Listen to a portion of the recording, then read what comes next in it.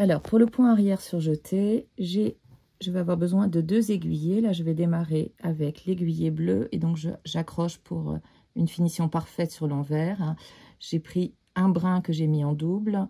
Je fais un petit lasso et je passe à l'intérieur. Voilà.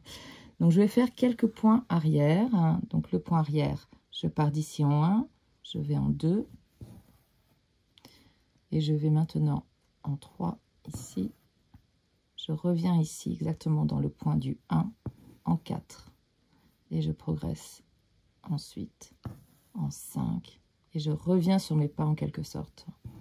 Si c'est au fur et à mesure où j'avance, en suivant une ligne droite, une ligne courbe, peu importe, encore une fois c'est un point de ligne, je brode sur la ligne qui m'intéresse. Voilà, donc là je vais faire 6 petits points arrière.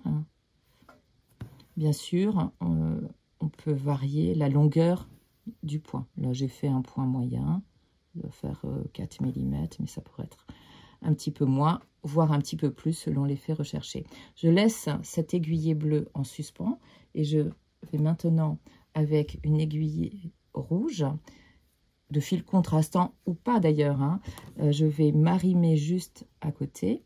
Donc là, sur le point arrière, hein, la ligne, elle est continue. Je n'ai pas d'espace entre les points. Donc, j'arrime mon aiguille rouge. On retrouve mon petit lasso qui va me permettre de passer mon aiguille. Et cette fois-ci, sans traverser mon tissu, je vais surjeter le point arrière. C'est-à-dire, je vais passer au-dessus de mon premier point, en dessous du second. Je repasse au-dessus. Et dans chaque point, je passe en dessous et au-dessus.